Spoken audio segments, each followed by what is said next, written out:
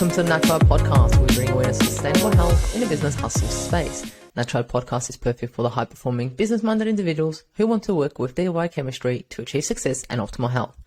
It's Friday, which means it's time for friends sharing facts about health, business, and overall success. In today's episode, we talk to Nikki Janks. Nikki is the co-founder of Centered Meditation. It was while studying psychology at university when she experienced firsthand the visceral effect of stress on her mind and body. Constant anxiety, muscle spasms, digestive issues, and the list goes on. She stumbled upon Effortless meditation online and thought it sounded too good to be true. After learning the technique in 2010, she was pleasantly shocked by its immediate effects on all aspects of her life. Nikki has since spent time in India learning from different meditation masters and gurus, directed a non-profit organization, trained as an Ayurvedic practitioner, and traveled around the world organizing, undertaking, and facilitating personal development and leadership programs. Nikki is one of the lead instructors of their teaching training course, retreats, and meditation programs. Her life's purpose is to empower people to be inspired by their own true greatness and freed up to share it to the world.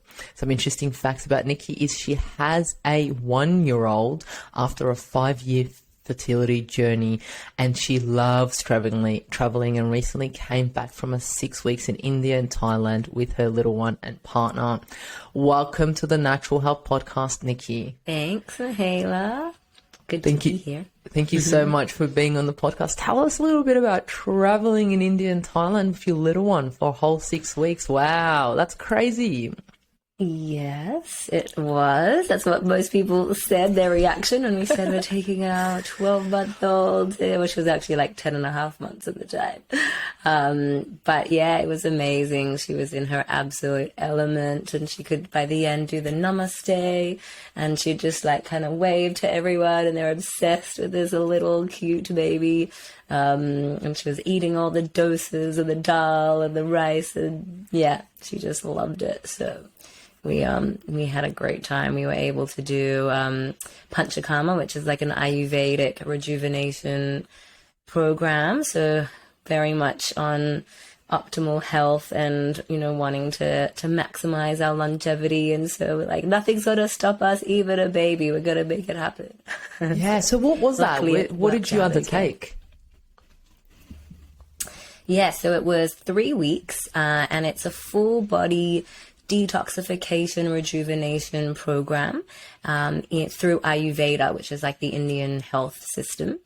And so every morning we'd wake up and we'd see the Ayurvedic doctor and get our pulse checked, and so he would then dictate what treatments we'd have for that day. And so we'd go into treatment, and it was, you know, full body massages, 2 people, full oil working on you at once. And then, you know, a whole lot of other ones. This one where they pour like buttermilk on your head, and they get this dough and put them into donuts on your body and fill it with warm oil, and just like all these different wonderful, weird treatments, which helps to just, I guess, like, just mix up all the toxins in your body, gather them all, and then have them all be released. So it was really, really incredible. Totally a reset of the whole physiology, pretty much. Yeah, I love the fact that you got a little checkup every morning to see where you're at, and then based your treatments on that. Wow. Yeah. It's pretty cool. It was amazing. Yeah. What was the biggest takeaway you went from that? Like being there, surrounded for 3 weeks, looked after, healed. What was the biggest takeaway, Nikki? Well, I guess in my body, like the takeaway was just feeling totally reset from birth and from my fertility journey. You know, it was like a 5-year journey, which was so mammoth in all the phases that we went through. And to kind of just like stop after the year of just parenting, going full straight into it, and then being able to stop and process and heal and rejuvenate. And yes, I feel like just everything is totally reset back to normal post the pregnancy, the birth, the journey, all of that. So it's kind of like a must for every new mother or parent. You're like, recommended, go off. Absolutely. Highly, highly recommend it. That's amazing. And it's a big undertaking, and I totally get that. It's like to just leave and have 3 whole weeks there, focused on yourself and your health. It's massive, and it's really difficult with being a mom and being a parent and being just a busy person in the world. We don't often have that luxury, but it's about priorities, and that's what, you're all about. It's about optimal health, and sometimes it's having to prioritize and make that the number one. So, yeah. Yeah, definitely. I was watching a documentary about childbirth I'm pretty sure it was some part of China. And what happens when the individual gives birth, they stay at that place, which is kind of like a healing center for 3 weeks. And they use traditional Chinese medicine herbs, massage to move the organs back into place, to nourish the organs, to teach the parents how to look after the child. Massage is fed food that's nutritious for like 3 weeks after giving birth. I'm like, that's like a must, right? I mean, I don't have any kids yet, but wow. You're like... Oh, yeah, absolutely. That is a dream, like every new mother's dream, to be able to just go and be taken care of in like a little womb almost, which you need after that huge experience of pregnancy and birth and all the changes that are happening. And for you to be able to give everything to your baby, you need to have that nourishment and nurturing and space and holding. And oh my God, that would be incredible. Yeah, just you saying that, going... And so different to our Western... Yeah, so different to our Western mindset of like, how quickly can you bounce back? How quickly can you get back in your active wear and be out on the street and losing all the weight and and it's like, it's just crazy, this culture that we have I love that. Yeah, that's amazing. So and much like better. you said, going back into the womb for the mum, to be able to give back. I love that concept. Yeah, it's amazing. So, Nikki, you've read your bio and you've been through a lot and done a lot. But what would you say would be the key turning points to where Nikki is now today? Like, what has shifted you to be on the path that you're at now? Great question. Well, I would say it was like back in 2010 when I was studying. I was studying psychology at the time, and I was having a huge like existential crisis. I was young, I was only 20, but I was really starting to think about like, why am I doing this and what's my purpose in the world? And I was under a lot of pressure. I put myself under a lot of pressure. I had to, maintain a distinction average in order to stay in the program, and it was really challenging, really difficult. And I had anxiety. I was getting like panic attacks, which had started already in school, and I had gone to uni off the back of actually taking a gap year, and so that was the first time that I'd really started to discover who I am as my essence, and what can life look like, and then suddenly being thrown back into the institution and back into that high pressure system really sent me into this whole interesting debacle inside of my mind. And it was at that time and place that I then came across effortless meditation. And it was like one of those moments, I don't know if you've had them, where I was sitting there and I discovered it online and I was reading about it and I was like, oh my God, what is this effortless meditation? Like, I had heard about meditation, I had tried it, but I'd always found it really difficult. And for me, experiencing anxiety, experiencing a full-on monkey mind, I just assumed that meditation wasn't for me. I just wasn't good at it. And, it was for people that had like this still quiet mind. And so suddenly reading that, it can be really easy and enjoyable and anyone can do it. You can do it anywhere. And I was like, whoa. And it felt like my whole life had taken me to that moment. Like discovering it, reading it online. I just knew that was going to be a massive turning point for me. I could feel it in every cell of my body.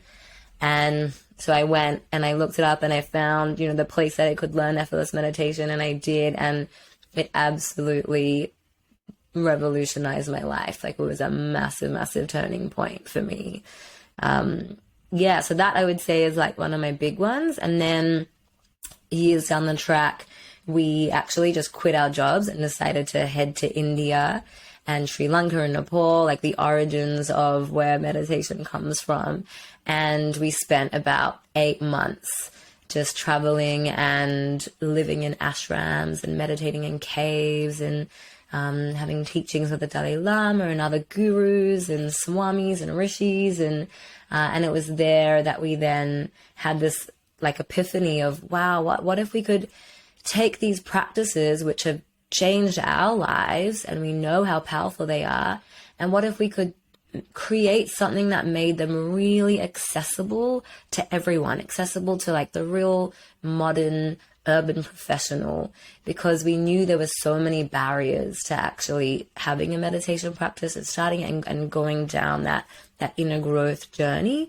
And so like, what if we can just make it really easy and lower all the barriers so that people can just start? And that's how we then came up with this concept of centered meditation. And we started with, a studio in the heart of the CBD, and it was a one of a kind, first in its world in the world. And that's kind of the second massive turning point that got us down this whole journey and route. And then I would say the third is COVID, of course. I feel like maybe for a lot of people it would be, but the pandemic and just everything having to totally shift gears. And I might tell you a little bit about it later, because it very much relates to this topic that we've got today of thriving through change and uncertainty. So yeah, wow. Yeah. I can go back to being at uni and, like you said, trying to keep that distinction mark, trying to get all those assessments in, the exams, but also trying to have a social life, trying to make money, trying to study. It's like juggling so many things at once. And then falling onto something like effortless meditation that kind of, in your eyes, was like, wow, is this the answer to my current issues? Would have been mind-blowing. Yeah, absolutely. You nailed it. Exactly. And then deciding to just go to India. What was that like, Nikki? I mean, different culture, different food, different climate, different everything. What was that like? Oh my God. Yeah, it is different everything. It is just such a culture shock, really. And someone once described it as like an attack on all of your senses, because there's just so much to smell and taste and see and hear, and it's noisy and it's dirty and it's sometimes smelly and it's unbelievable, and it's such an adventure, and it's so spiritual and special, and like it can just really take you down this incredible philosophical path as well. So, and the kinds of people that are drawn to it, like that's one of the most interesting things, the people that you meet while you're there. And so my husband now, but he was at the time, we had just gotten engaged.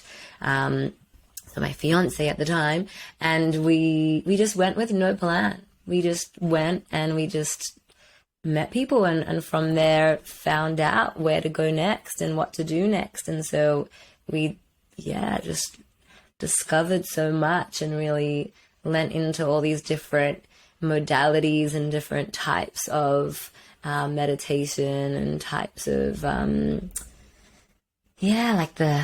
it's like spiritual and personal development programs and courses and ashrams and all that. It was unbelievable.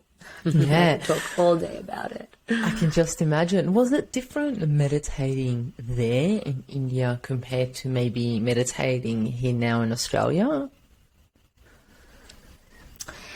Yeah, yes and no.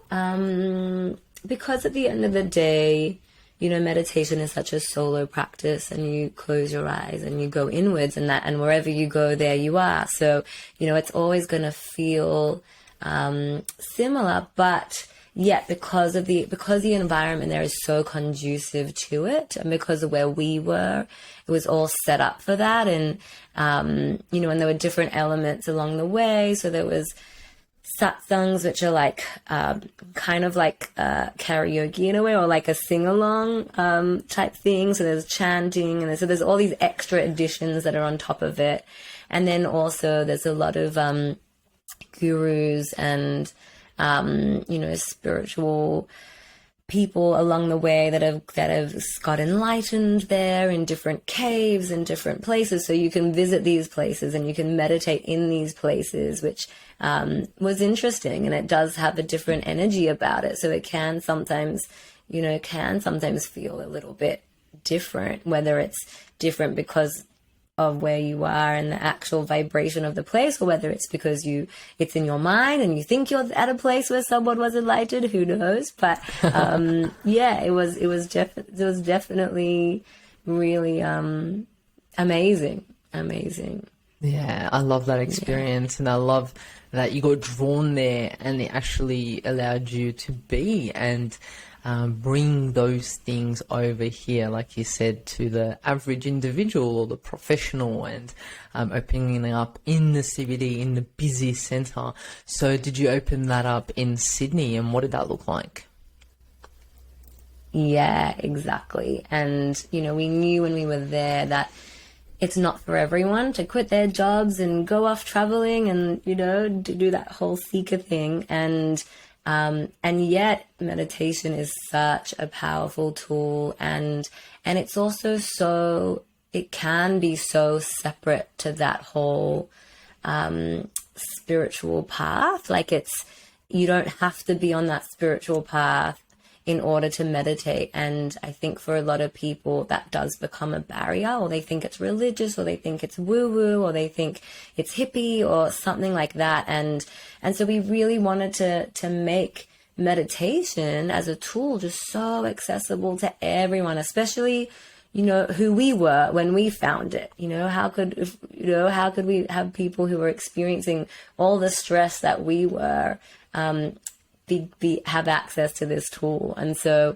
we were like, all right, well, let's target the potentially most highly stressed in our society, which is people in some Sydney. would argue the people in Sydney, in the CBD. Yeah. I love it. And so, so we went to literally the financial district in Sydney, and we opened up a studio, and it was this like urban sanctuary there to be able for people to be able to come in and just have guided effortless meditations and go in and out, and get the actual benefit of the practice. So it was, and people thought we were crazy at the time, because it was at a time that meditation, there were not all these apps, there was not, you know, there wasn't all this media about it, there weren't all the famous people meditating quite yet, or at least people didn't know that they were. They probably already were, but people didn't know. And so, like, everyone thought we were crazy. They're like, what are you doing? Like, how are you putting all your life savings into this? Like, how do you know anyone's going to turn up? And we just knew it was so needed and necessary, and we just so believed in it. And so we opened up anyway. And before we knew it, we had urban professionals in their suits, in their heels, walking in during lunchtime, in the morning, the evening, after work, and just actually getting that dose of meditation, and more importantly, getting the ripple effect that comes from it into their day. It was amazing. Yeah. I feel like I'm saying amazing a lot, but no, it's the only way to describe it. Yeah. And how generous, selfless, and beautiful of you to bring that to these individuals? Like you said, not everyone can just go, I'm just going to quit my job, quit everything for 8 months and travel. And yet you both decided, you know what, we're going to bring this to, the everyday individual. How selfless and beautiful and generous of you to do that. And so many people would have benefited from it and had that ripple effect, like you said. So it's not just in that moment. It may have benefited their family, their partner, their work, their own health, and the community, society, can have a huge ripple effect. Yeah, so spot on. And thank you so much for that feedback. That's really kind of you. But yeah, that's exactly it. Yeah, let's talk about today's topic, thriving through change and uncertainty. I love that, change and uncertainty, because there has been a lot of it occurring in the world right now, as we know. And most people probably think or even believe it's impossible to survive, yet alone thrive through this time. And we know a lot of individuals here in Australia are struggling, and we can just imagine people overseas in third world countries and so forth, everything that's happening. Tell me how you believe it is even possible to thrive through change and uncertainty, yet alone survive, Nikki. Yeah, such a good question. And the key is that it is all about our mindset. It's all about our perception towards it, and not just the perception, but then also what drives the mindset. Because really our mindset is made up so much more of just how we choose to think, but really the subconscious underneath it, which has got all of the stuff from our past stored there, which has all our self-limiting beliefs, which is what actually affects and influences our conscious thoughts and feelings and actions and reactions. And so when we are faced with change and uncertainty, the way that we respond to that is going to be dictated by how we've been programmed to respond to it. And so if we can shift and transform that programming and at the same time deal with our nervous system, really look at how our nervous system is operating and really de-excite that and take care of our health and our bodies and our minds, well, then with that concoction, then we can absolutely thrive in those instances. Yeah, and the key word that you said there is how we have been programmed to deal with it. How have we been programmed, or what things affect this programming, how we react to these things? Yeah, so essentially we go through life. And we, from a very young age, from babies even, some say even earlier than that, when we're even inside the womb. And there's even actually research to show that from when we're in the womb, we're already getting affected by our mother's stress levels and anxiety levels and all of that. And then from the moment we come out and we're in the world, we have experiences. And from those experiences, we learn, and it's not just our brain that learns and our mind, but our bodies actually learn as well. Our body really keeps the score. And so when we have uncomfortable experiences, unpleasant experiences, stressful experiences, even traumatic experiences, when they end, they don't just disappear from the body or the mind. They actually leave an imprint. They leave like a bit of a residue there, which is deep in the subconscious part of the mind. And it's those imprints which act as like a lens or a filter to the way that we then see the world, the way that we see ourselves, the beliefs that we have about ourselves and what we can and can't do and our potential, what's possible for us, what's not possible for us. And so when we're then faced with the situation, it's then all that stuff, all the residue, all the filter, all the lens, all those beliefs and all the patterns, because we've really programmed in patterns, and they're very predictable patterns, which we've learned over time. And so that's just what comes out, something happens and then that programming just unfolds. And so it's actually very predictable too, which is when we start to know and we can see it and we can have a look. It's like, oh, wow. And it's very liberating to uncover all that and discover all that and realize, and then start to actually shift it and take ownership over how we want to be in the world, how we want to respond, rather than just reacting in the way we've been conditioned to. Yeah, it's how we want to react to this. So I guess the more we practice how we react to certain situations, the more it becomes normal. So when things do come up, it's not just the way we used to react because of all those, imprints. It's how we want to react because we've trained ourselves. Yeah, exactly. It's we train ourselves to act and respond differently. But what we also do is we clear out that stuff from the subconscious, and it's possible to do that. And that's why I love effortless meditation, because it's actually going in there. And, so when we're meditating, we actually start to produce a concoction of brainwave patterns. And we have alpha 1 brainwaves, which show that we're awake, but we're relaxed. And then we have theta brainwaves, which usually are only produced when we're dreaming at night in like REM sleep. And so they believe that theta brainwaves provide access to the subconscious part of the mind. And when we're meditating, we start getting those theta brainwaves, which means that door to the subconscious is opened. And so we start to actually, without knowing it, like this is all just happening, we go in there and we start to clear out and release some of that stored stuff from the past that I was talking about, that programming. And as that's released, it's like the lens just suddenly gets taken off and we start seeing the world differently. We get this greater perspective over who we really are, and oh, that's why I do that and think that way, and that's why that person does that. We start to see the world very differently, and so it's a mixture of just naturally we don't have that stuff in the way filtering our ability to see situations. And also, as you said, practicing a new way of being and a new way of responding.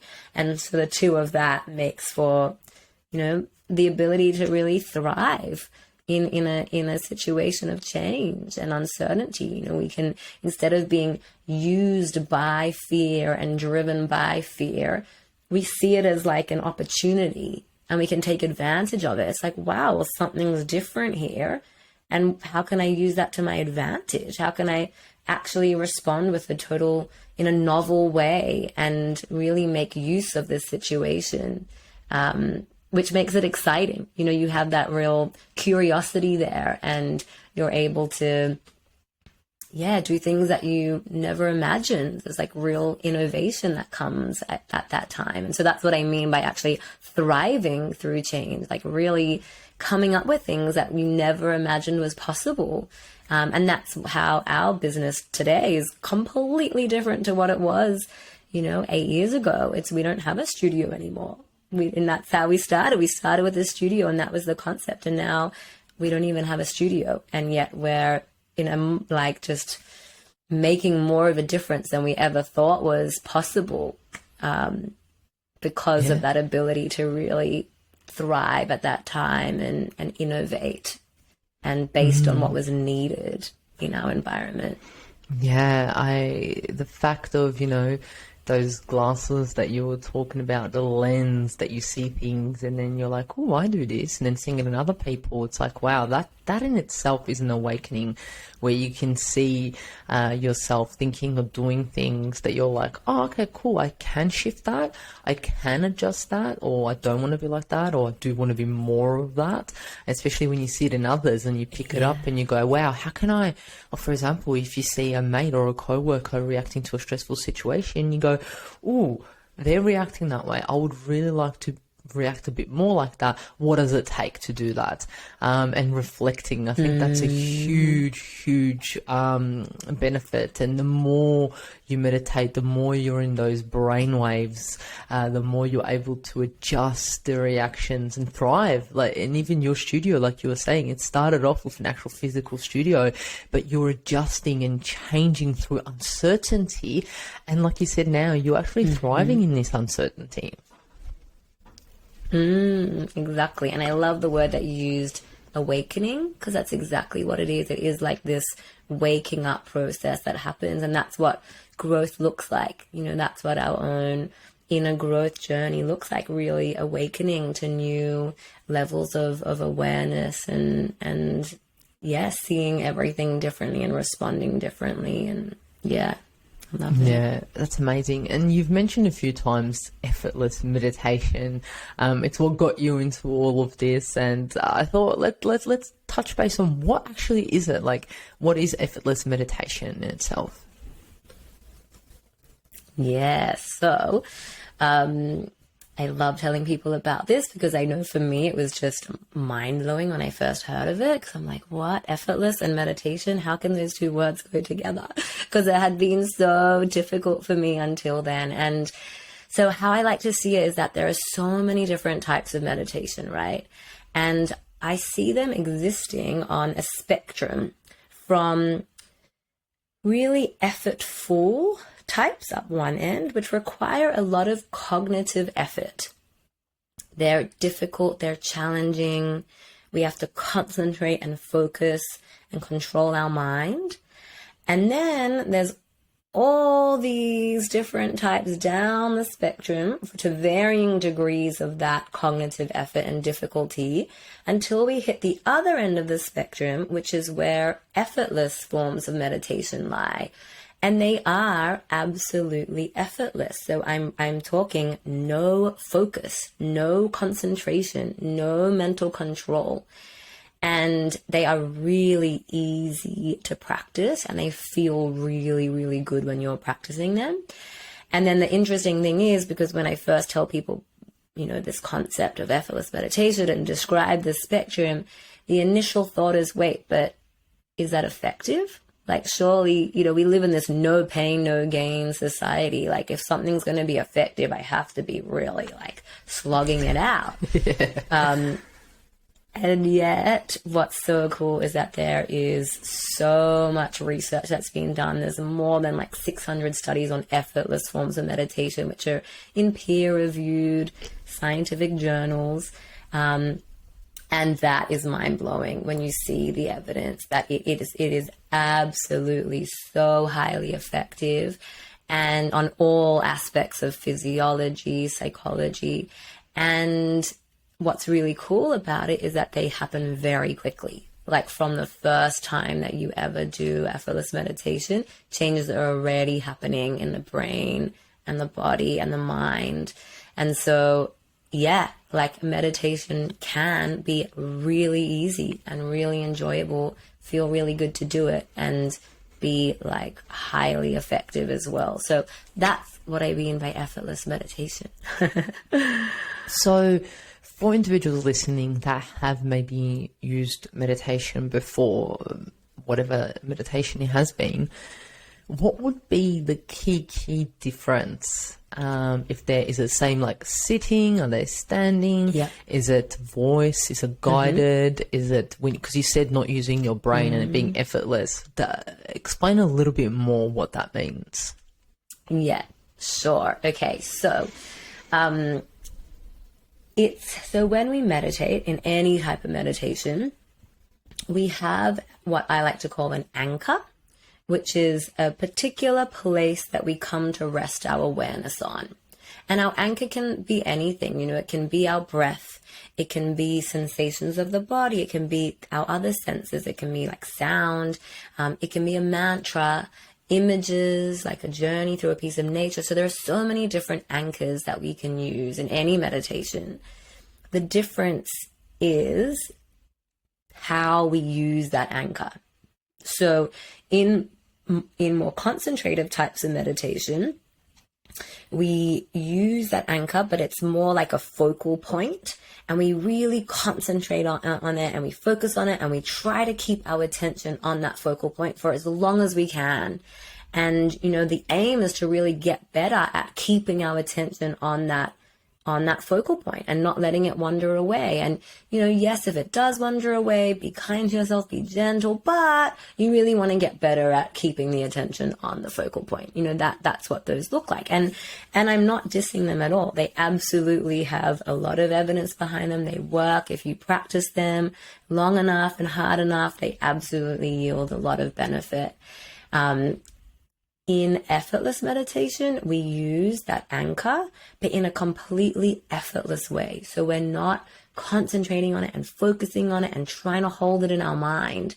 It's a very gentle approach. We're just resting the awareness on it in a sloppy, lazy, gentle way. And so how we treat our mind is very different. And it sounds subtle, the difference, but it is so huge in practice. And the experience of what happens inside your mind and your body is so vastly different when you actually use it in that total effortless way. And that's why it's actually really useful to have professional instruction on effortless meditation, because it takes a bit of unlearning and undoing and untrying. When we say don't try, we can't, we just live in this world where everything that we do, we try. And so we can't help but, be effortless, don't try. And we're like, okay, I'll just try a little bit less.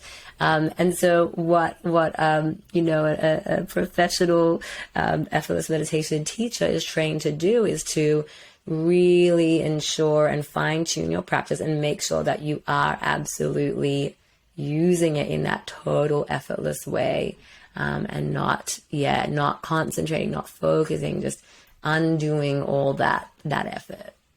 Yeah, wow.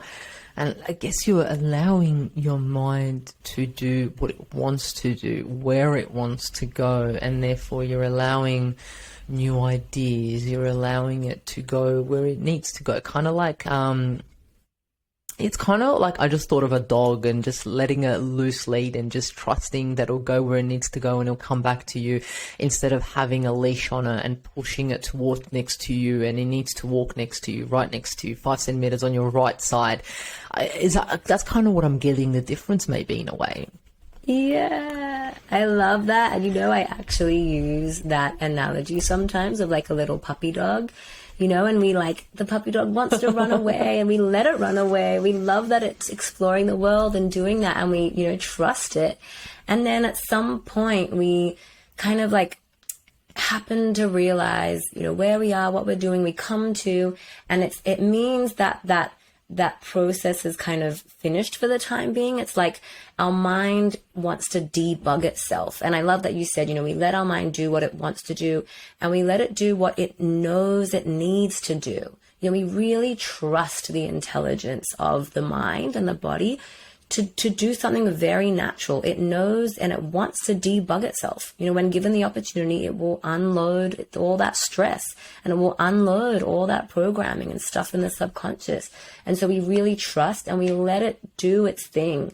And then when we come to, so to speak, when we happen to realize where we are, what we're doing, we then come back to our anchor. That's when we're like, oh, what do I do next? Oh, I've got that anchor. It's like the puppy dog. Oh, okay, I can't see my mom anymore. Where's my mom? Okay, I'll go back to my mom again. It's that safety place, then that safety person that we can then come to at points on our journey through the meditation. So yeah, I love that metaphor. Yeah, and in the meantime, the puppy has peed, pooed, rolled in some grass, made some other friends with some other animals, and it did what it needed to do to fill its soul for that time, and then it comes back when it's ready. Exactly. Yeah, I love that. And it's part of the growing and the learning and the developing and all that important stuff. We can't keep the puppy dog caged in at home all day. It needs to go out and explore the world. It needs to go and do all that stuff, to poop and pee and find friends, and so we need that process. Yeah, sometimes like, I struggle with the point of sometimes, having the meditation where it's in the morning or it's in the night. But what if my soul, my mind wants to do a meditation at 1:00 randomly on a day instead of 9:00 in the morning? It's kind of like the whole concept of letting it do what it's meant to do, how it's meant to do, not putting so much pressure around it or having to sit for 5 minutes. What if it wants to sit only for 2 minutes that day? Or what if it wants to sit for 27 minutes, I feel as if the more I do feel as the intention is key, and having some sort of structure around it, but also allowing flexibility and freedom, because the more we try and control, the less outcome we get.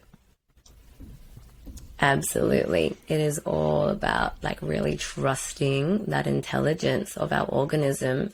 And it knows sometimes we just need to sit longer because we just need that debugging. Sometimes we don't. And, it's just really trusting is so, so key. So I love what you're saying in that. And with, the key with effortless meditation as well, because you asked before, do we stand, do we sit? So a key part of it is being really comfortable. We want to make sure that we're super comfortable when we do it. And so we want back support. Ideally we keep the head unsupported. We let that roam and flow, but we want to be like in a comfy armchair or the couch or the bed if we want, with our legs outstretched. And then we let our organism do its thing. And we just totally trust in that. Yeah, that's amazing. And with all your experience of, teaching and meditation and so forth, what have you seen have been challenges that individuals have come across? But then on the other side, what have you seen as the positive outcomes that individuals have seen from doing this meditation?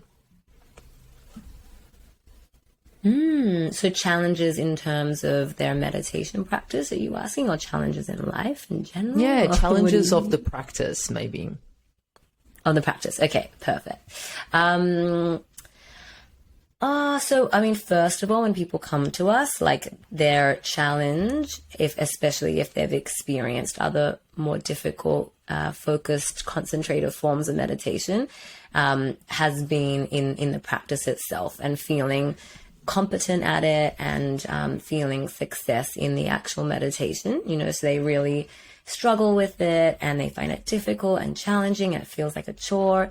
And so the first thing we do is we, undo all of that, teach them the effortless approach so that they absolutely fall in love with their practice and they really adore it and they actually look forward to it. It's not this thing that they put on their list that they need to do because they've seen all the research shows that it's supposed to be good for them. They actually look forward to it, enjoy it, and they see the benefit themselves constantly. Like whenever they put it first and they do it, they get that ROI tenfold back. So that's probably the first thing, and like really shifting their whole perspective on it and approach to it and relationship with it. And then another challenge I would say is in, fitting it in and that time piece and prioritizing it. As I always say, it's, we all have 24 hours in the day and it's just about how we utilize those hours and where we spend them. And sometimes we create a bit of a story around, I don't have time.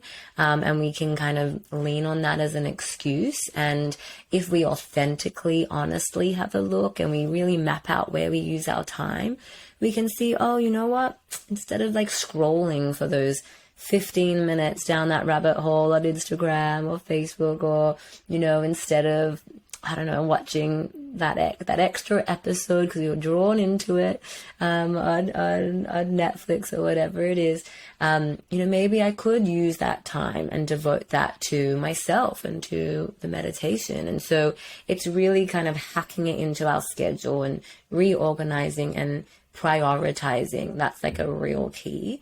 And I know for a lot of people, when they're really busy and they're really stressed, the last thing they think of is, like, how could I sit down and do nothing for a while? I have so much to do. Look at my to-do list. Like, there's no way I could stop and do nothing for a while. But when they then do that and realize, oh my God, I get so much more energy, more creativity, like more productivity, they realize, wow, by taking that time out, I'm actually gaining so much more of the rest of the hours that I have. They're utilized so much better and more effectively. So that's another, challenge that people have that we help them with really shifting. And then it's also, it just becomes habit and routine, and it becomes like part of your identity and part of just what you do. It's like every morning I brush my teeth. I'd never think about not brushing my teeth. It's just what I do. I don't have to think, should I brush my teeth or not? And that's how meditation becomes. It's just part of who you are and what you do, and you don't even have to think about it. It's just wound in. It just happens. Yeah, I love that. And I love that those challenges are overcome so easily. And on the other side, benefits of them moving from another type of meditation to this meditation. Have you seen them? Yeah, absolutely. And first of all, it's really that shift that I was talking about. And instead of it being, a little bit of a chore or just a bit of a struggle or a challenge, to just total ease and flow and loving it, like really falling in love and adoring that time with themselves, and getting the benefit straight away, immediately, like really seeing the changes that has in their life. And then because the effects come so quickly on the body and the mind, they really start to see that benefit take shape, and they love that. And that becomes that feedback loop. So they keep doing it they kind of become addicted to it in a good way. It's a really good addiction. It replaces the coffee addiction. It replaces the Netflix addiction.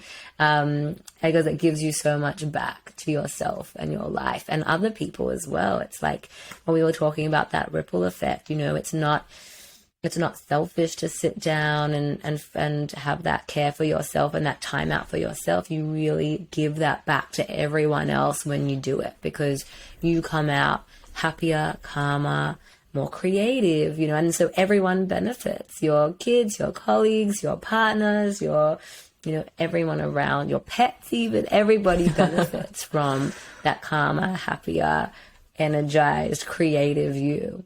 Yeah, so many benefits of you taking that time out for yourself. Like you mentioned, it has the whole ripple effect on so many things. Nikki, effortless meditation and thriving through change and uncertainty. What is the link there? I mean, how can some people might be like, well, how's meditation going to help me through this uncertainty that I'm going through in my life? I mean, I need to do a to-do list. I need to do this. I need to do that. So much uncertainty. I don't have money. I don't have time. I don't have patience. So many limiting beliefs can be going through an individual's mind through change and uncertainty. And the last thing on their mind would be, I'm going to sit in that corner by myself, and just be what's the link? I know, it sounds crazy, and it sounds like the absolute last thing that we have time for, or that we would think would help, right? Absolutely. So here's how it helps. So there's those two pieces, right? So there's the nervous system, and then there's the mindset, and there's like all that stuff in the subconscious, like we were talking about before. And so first of all, our nervous systems are all on sympathetic overdrive. They're revving at such a high level, and they're in this constant fight or flight. And when we're in fight or flight, our body is fighting for its life, or gearing up to flee, to run away and survive. It's all about survival. And when we're in that state of survival, we can't think clearly, because literally the body's so intelligent, it shuts off creative thinking. Because why would we need to be thinking creatively? Why would we need to recall memories when there's a lion in front of us and the name of the game is survival? all the resources of our body is all drawn to and focused on and given to surviving and everything that's needed for that. So our heart rate increases and our blood pressure increases and the oxygen to our brain, so our breath rate increases. Everything's just geared to survival and in fight or flight. And then everything that's not is shut down, including systems of the body that aren't required for survival, like our digestive system, our reproductive system, our hormonal system, like all these systems of the body and the brain, memories, creativity, all of that, like that's all shut down. And so when we're in that state of survival, and then there's some change, which we suddenly need to work out what to do. And we need creativity, and we need space, and we need calm. But because our whole nervous system is literally revving completely, that just gets in the way of our ability to respond or to respond effectively. And we make really irrational decisions. And we just do things, ad hoc and which we often regret later, or which just they're not optimal. They don't allow us to actually respond novelly and use the situation to our advantage. And so what the effortless meditation is doing is it's calming all of that down. It's like de-exciting the whole nervous system, taking it back down, and reminding the body that we are okay, we're safe, we don't need to be in that state of survival, and we don't need to be fleeing for our life or fighting the lions. We're safe and we're okay, and it activates that relaxation response in the body. And then that's when all of those systems of the body and capacities of the brain and the mind open up again. And so we're able to then make decisions so much clearer and so much more effectively, and from a place of like real curiosity and creativity. And we can, use the situation to our advantage, actually. So that's where the meditation fits in terms of the nervous system. And then, like what I was saying before, because when we're meditating, we've got the theta brain waves, and we're actually going into the subconscious, and we're clearing out all those lenses, like all the self-limiting beliefs. Because what happens in that state of change is we go into, oh my God, I'm not going to be able to do this, and I'm not good enough, and I'm like, all that stuff, that negative self-talk, all those hidden belief systems come rearing their ugly head, and they get in the way as well. And because when we're meditating, we're actually undoing that. We're releasing that. We're relieving ourselves of all of that. We're taking all those lenses off, so that again, when the change hits, the uncertainty hits, that's no longer affecting us. That's no longer filtering our view. And so we can, from a very different place, we can be making those decisions and taking the actions that are going to make a real difference. Yeah, wow. I mean, you've just summarized that so well in regards to our overactive nervous system. And I mean, every single individual, if you're a stay-at-home mum, if you're a business owner, if you're a single parent, if you're a teenager, if you're going through uni, any of those stages of our life, our nervous system is overactivated with everything that's happening around us, especially in the last few years, right? And then having something as effortless meditation, allowing us to just be and create, like you said, create the state that we want to be in and the life that we want to live, and move away from that uncertainty and thrive. Like, that is amazing that we can just easily shift into that.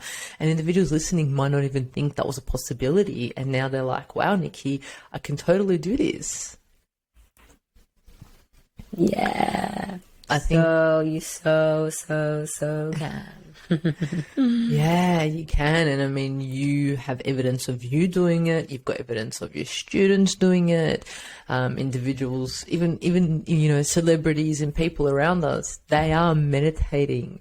They are thriving through this change. You don't have to be on struggle street or nervous system exhaustion or anything along those lines through this time. Like, we have the power, right? Yeah, exactly. And I'll give you a personal example from my own life, which I alluded to at the very start. And that is that it was so, okay, think back to that moment in 2020, that year we will never forget. So we just came off the back of one of our retreats. We have these incredible 3-day here and now retreats, as we call them, which fuses the effortless meditation and all the inner growth work together. And it's a bit of a like bubble of utopia when you're there. And so we're there and we're like shut off from the world. And then we come back on the Sunday night and suddenly we're hit with this news that all workforces have been sent home. It was that weekend in March 2020 where everything just like everyone suddenly took it seriously. You know, it was like, oh yeah, this COVID thing. Okay. And suddenly it was like, oh my God, it's serious. And everyone was sent home. So there we are with a guided meditation studio in the CBD. We exist for professionals in the city, and now there's no one in the city anymore. And we, at first, were like, oh my God, what's going to happen? Like, what's going to happen to our business and our livelihood? And, all of that comes out. And then again, we just came back to, hold on, like, let's come back to what we know. Let's come back to our practice and let's just like de-excite the nervous system. And then let's just see this totally differently. And we realized, oh my God, there's all these people out there that have going through this mammoth change, and there's fear. Like, fear was so rife, like fear for our safety and our children and our lives, and fear for the world and our businesses and our livelihood and all of that. And so we're like, okay, how can we actually help people at a time like this when they so need it?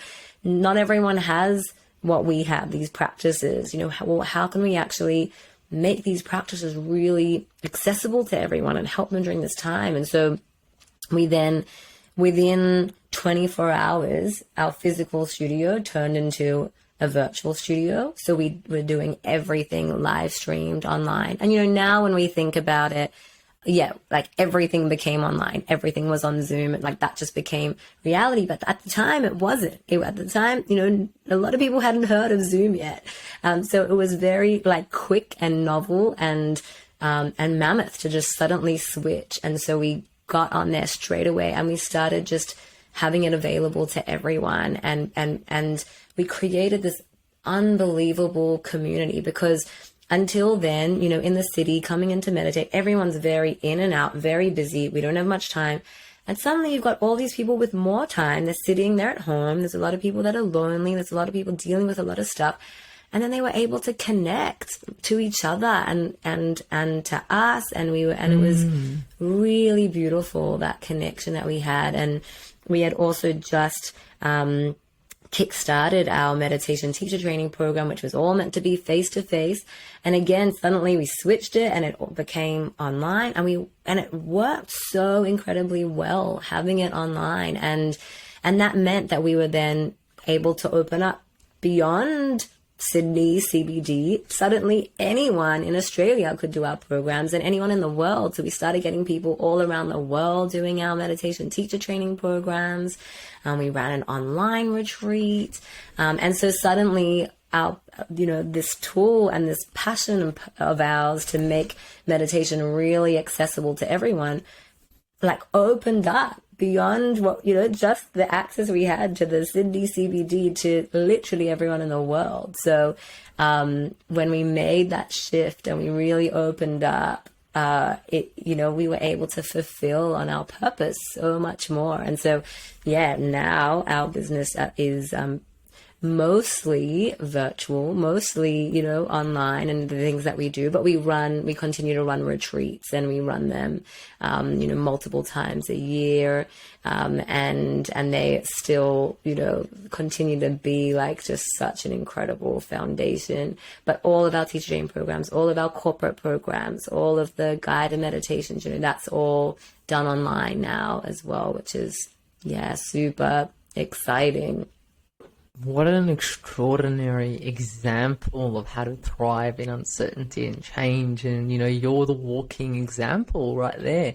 Your business is the example right there. And having access to individuals all around the world and spreading your message and your mission. Wow, like how heartfelt and, soulful that is in itself. Nikki, where can people find more information on, wanting to potentially do some training, potentially do some meditation, do one of the retreats? Where could they access that?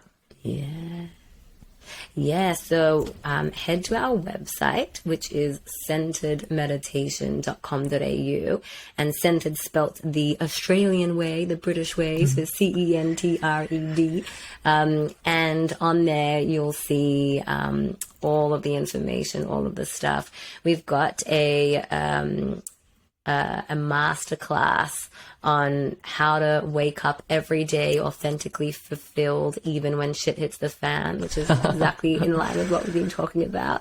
And so you can get free access to that 45-minute masterclass, which I highly recommend. And part of that, included in that, is a complimentary coaching call as well with one of our team, where we can start to look at what are potentially some of those subconscious beliefs that are there that are getting in the way, what gets in the way of your ability to really thrive through change. So, highly recommend doing that. And then ultimately learning effortless meditation. So we've got courses on mastering the art of meditating effortlessly, and they're done over 3 sessions on Zoom, online, so anyone can do them. And, really highly recommend just starting the practice and falling in love with it and adding that to your life and your identity. Yeah, adding it to your little toolkit that you can use at any given time. I love that. I'll put all the notes in the show notes with your email, with your address, and also with the program that they can touch base upon with the webinar. Absolutely loved having you on the Natural Health Podcast, Nikki. The information that you shared with us about effortless meditation, about how to go through change and uncertainty, thrive through it. I think it's definitely a timely podcast for the individuals to make the most out of it and thrive with what they're faced with. Thank you so much, Mahela. I've absolutely loved being here, loved our conversation, loved all of your questions. I could stay here all day. And, if anyone wants to email me, you can even put the email in the show notes as well. So happy, to guide people on this journey through life, this crazy, crazy journey that we are on. So would love to be of any assistance. Yeah, thank you so much, Nikki. Thank you for joining us on Natural Podcast. And remember, the missing link between failure and success is your health.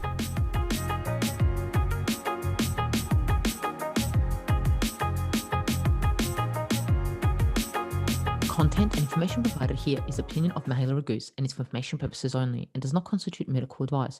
It is not intended to provide medical advice or take the place of medical advice or any current treatment you're undertaking.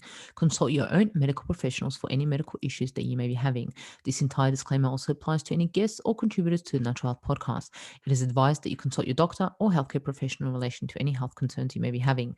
Mahela Raguse does not take responsibility for any health consequences which occur from a person listening, viewing, or reading this content. And in the circumstances shall the Natural Podcast, Mahela Raguse, any guests or contributors to the Natural Podcast, or any employees, associates, or affiliates of Mahela Raguse be responsible for damages arising from the information provided on the Natural Podcast. By listening to this podcast, you agree not to use this podcast as medical advice to treat any medical conditions in either yourself or others. Please note, if you're taking prescription, do not stop your medication or start a new protocol, including but not limited to supplements, diet, lifestyle changes without consulting your doctor or healthcare professional.